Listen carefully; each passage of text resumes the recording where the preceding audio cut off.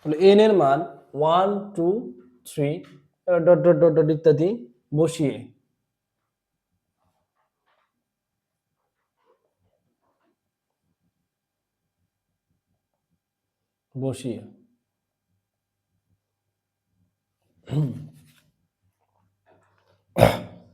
এখানে যদি n এর মান যদি 1 বসাই তাহলে t1 হবে কত বলো, ইনটু 1 ডিভাইডেড কত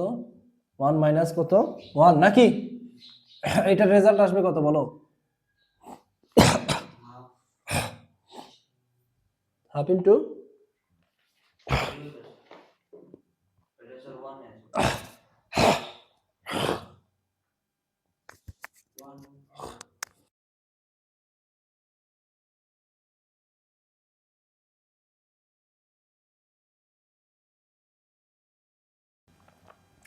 ওয়ান ডিভাইডেড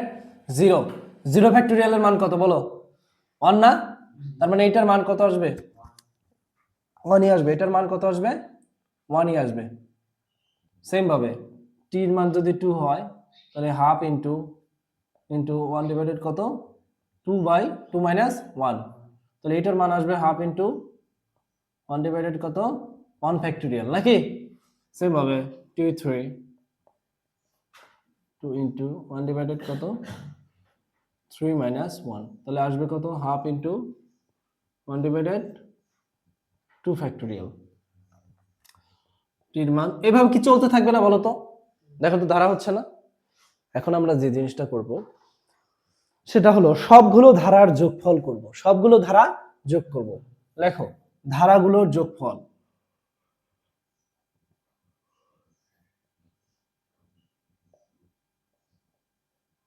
ধারাগুলোর যোগফল, যোগফল ধারাগুলোর যোগফল S summation S t1 plus t2 plus t3, আমরা t3 পর্যন্ত নিছি, ডট ডট ডট ডট চলতে থাকবে। হ্যাঁ, তাহলে এস ইকুয়াল টু আমরা কি এটা লিখতে পারি 1 হাফ ইন্টু 1 প্লাস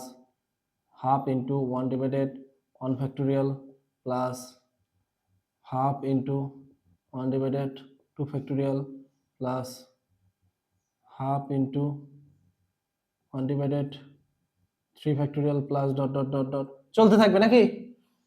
আচ্ছা, সবগুলো থেকে কি হাফ কমন নেওয়া যায়,